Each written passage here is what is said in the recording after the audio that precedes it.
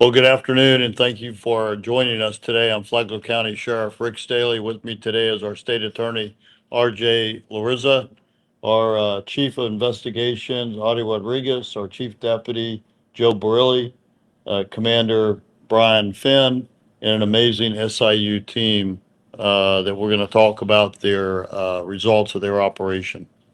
Today, we announce the results of Operation Summer Slammer, a 6-month undercover operation targeting drug dealers in Flagler County. From January 1st, 2025 to June 30th, 2025, our Special Investigations Unit conducted a series of undercover operations with controlled buys totaling 5 kilograms of illegal narcotics. This includes 1 kilogram of cocaine, 120 grams of methamphetamine, 60 grams of fentanyl. That doesn't sound like much, but that is enough potentially to kill 30,000 people, and various other assorted illegal narcotics. Operation Summer Slammer also resulted in the seizures of 13 firearms, 5 vehicles, and $22,000 in drug seized profits.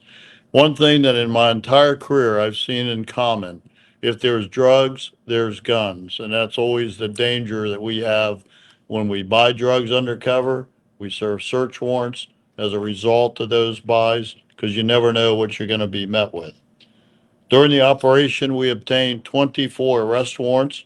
And this morning, I joined our Special Investigations Unit, our SWAT team, our PACE unit, our Canine unit, our fugitive unit, and others as we began taking these poison peddlers into custody and delivering them to the Sheriff Perry Hall Inmate Detention Facility, or as I like to refer to it, the Green Roof Inn. Operation Summer Slammer suspects included multiple cocaine traffickers, a fentanyl trafficker, and methamphetamine, marijuana, Suboxone, MDMA, and oxycodone. Combined, these 24 drug dealers have 316 prior arrests. Let me just highlight some of them. One offender, Thomas Lito Jr., was the equivalent of an illegal drug pharmaceutical store. Whatever illegal drug you wanted, you could get from him: fentanyl, methamphetamine, cocaine, Suboxone, MDMA, hydrocodone, hydromorphine. He also possessed a firearm by a convicted felon. He's been to prison before, and he alone has been arrested 31 times. Another offender, Shannon Foster, age 47, residing in the Mondex area of Flagler County in the western part of the county, and previously arrested 20 times. He's been to state prison before, was wanted for the sale of methamphetamine, tried hiding in a small camper trailer and refused to come out. Well, he quickly changed his mind when we gassed him in the trailer. In about 2 or 3 minutes, he and another individual came out. He was arrested on the warrant and resisting arrest without violence. Everett Bullard, wanted for sale of cocaine within 1,000 feet of a park, had 43 prior arrests and has been to state prison. Terrence Dudley, wanted for trafficking in fentanyl, had 28 prior arrests and has been to state prison. Wanda Hadley, wanted for the sale of cocaine within 1,000 feet of a protected location, has been arrested 25 times and has served time in state prison. Russell Lassiter, now he's the winner. He was wanted for sale of cocaine. He's been arrested 51 times previously and also been to state prison. Terrence Leaks is another one that's been to prison, has been arrested 9 times and served time in state prison.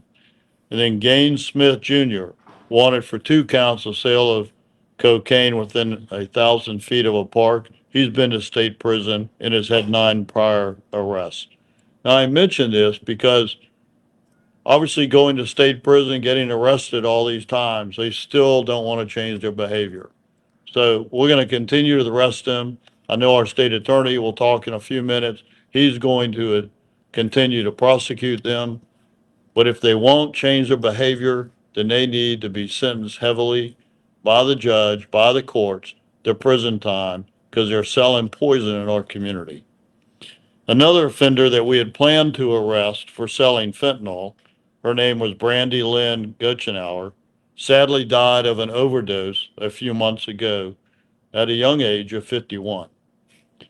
These drug dealers are selling poison that can be deadly. It's too late for Brandy, but it's not too late if you use drugs to seek help in treatment before you become the next fatal victim of a drug dealer. We've made great strides in Flagler County, reducing overdose deaths in Flagler County.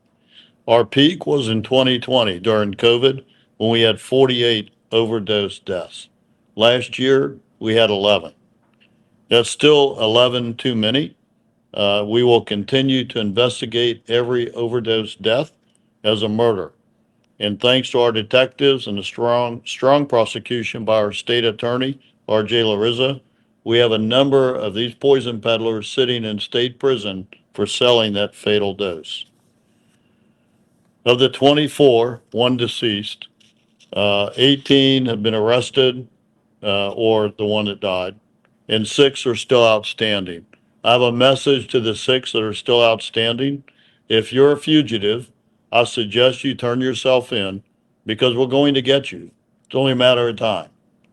We're going to find you. You can continue to walk around looking over your shoulder for when our SWAT team or our PACE unit or our fugitive unit finds you or SIU people find you. But you're going to get caught. Now, if you're out there and you know who one of these 6 people are, and they're on the board behind me, call Crime Stoppers at 1-888-277-TIPS, where you could be eligible for a reward. So help us find them and make some money yourself. Turn in a drug pusher. Turn in a pill pusher. And let's together make our community safer, and maybe you can make a few dollars and help us put them in jail. With that, I'll turn it over to our state attorney, R.J. Larissa. Thank you, Sheriff. Sheriff, I really that's a good picture of you up there on the wall up there. Well, I wish I had those muscles. Doesn't quite do you justice, but it's close. Good afternoon, folks. We've worked well with the Flagler County Sheriff's Office. We're always our goal, our mission is to improve the quality of life and to make our communities better and safer. A lot of these folks, 10 of them were charged with sale of cocaine within 1,000 feet of a park. That enhances the penalty to first-degree felony or 30 years in prison, and also has a minimum mandatory, I believe, of 4 years. The sale of Oxy within 1,000 feet of a convenience store doesn't have the minimum mandatory, but 2 of those folks are looking at a potential sentence of up to 30 years in prison. And then we have a sale of cocaine within 1,000 feet of a convenience store, again, a first-degree felony. So we utilize the enhancements, or when they're selling in the vicinity of parks, schools, daycares, other facilities, convenience stores, because of the proximity of kids and the general public. I mean, let's face it, the problem is not just about drug overdoses and drug addictions and what that does to people and their families, but the sale and distribution of drugs creates more crime.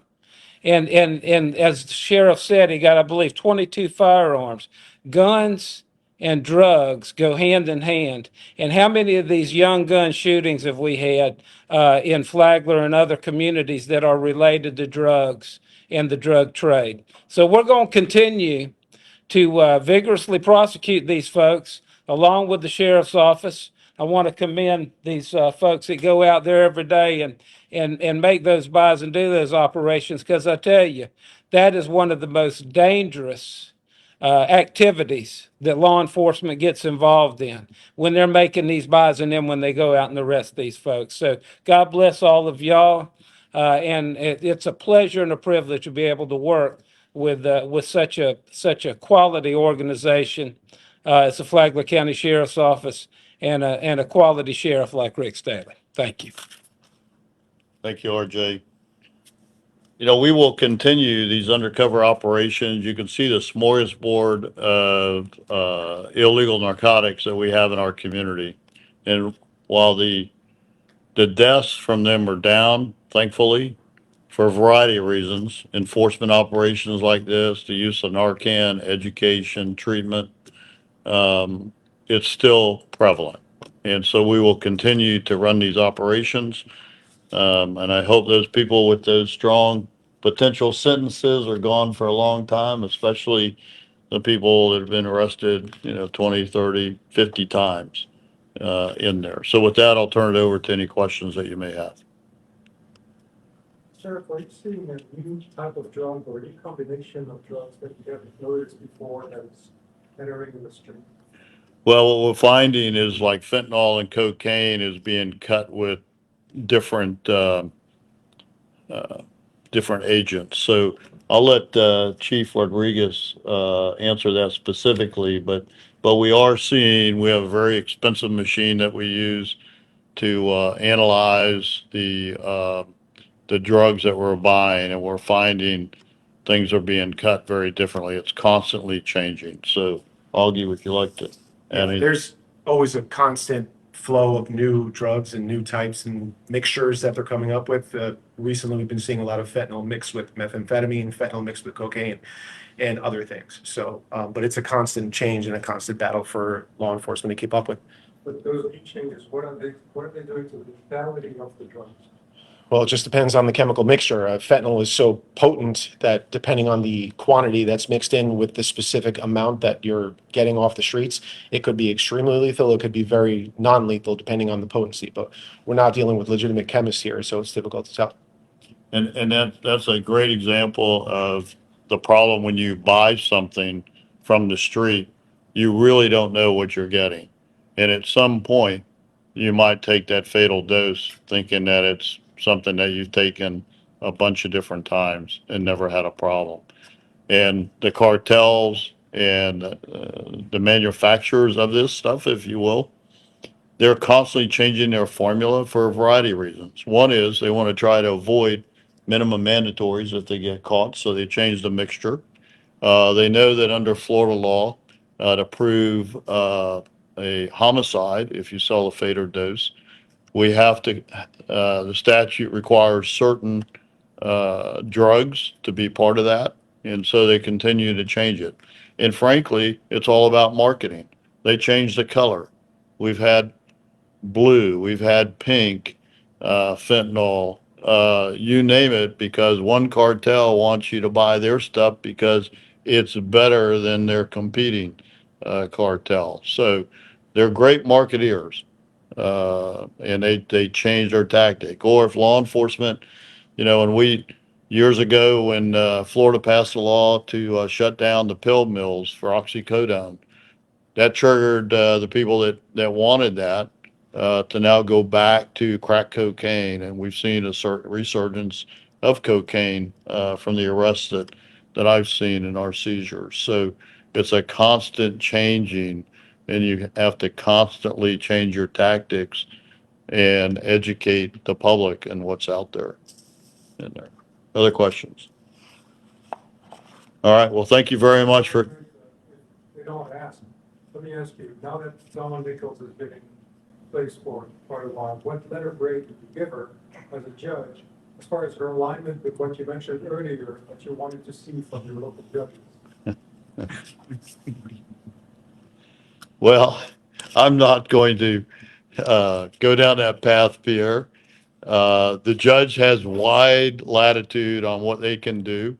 I've seen some very strong sentences. I've seen some sentences that I don't totally agree with. I've seen some bonds that I don't agree with.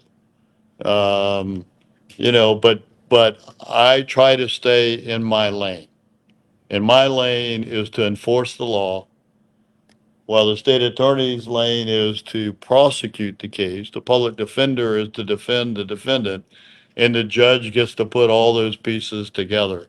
So, I'm probably never going to agree with every sentence or every bond that is provided, and it's not just Judge Nichols. So, I they have a different role, and I don't stand in there or walk in their shoes in there. So, Is there any body cam footage of any of the SummerSlam operations, like any that we're able to use? yeah, so our PIO will get that to you. There's a lot. I mean, everybody has body cams, so they're gonna have to sift through it and see what we can do, because obviously there's some restrictions, undercover guys and can't use anything inside a house, stuff like that. But just, Particular knucklehead there that was ringleader, or what they call just a bunch of freelancer types. I think they were mostly freelance, right? Yes, they were all separate. Okay. Yeah, yeah. But I will tell you that CS Gas works very well, you know. And he didn't want to come out. It's one of these small travel trailers. And it was kind of funny when we got there to serve the warrant. The deputies knocked on the door and said sheriff's office, and we've been there enough times that we've heard his voice and we recognize. I've been to his every time we go to arrest him, we have a problem with this guy. And so they said, Shannon, come out. We need to talk to you. What do you want? We have a warrant for your arrest. Then he shut up. Well, thanks for confirming that you're inside. You probably won't do that now. Sorry. Nice. How many But- canisters did you dump in on? I'm sorry. How many canisters of CS did you get? We only needed one. One. Yeah. It lasted you a little bit, 3 minutes. Yeah, 2 or 3 minutes, I guess. Him and his friend, and then they came out. But his friend claims that I talked him into surrendering. I don't know. I think the CS gas did that. And we poured it as, a hole in the side of the trailer to get him to force him out the door, that he wouldn't come to. And that's exactly what worked. Was So his friend arrested? His friend part of the, we detained him and interviewed him, and we did not arrest him in there. But, it definitely worked. That's the video you probably want if we have any good video there. Was there a common place that you arrested most of them at, or was it all very random? It was in an area called the Mondex in western Flagler County, and then various locations in the city of Palm Coast and in Bunnell. So across Flagler County, really. Good. All right. Anything else? All right. Thank you for coming today. Thank you for watching online for those that are doing that. We appreciate you getting the message out. Thank you. thank you, Jared.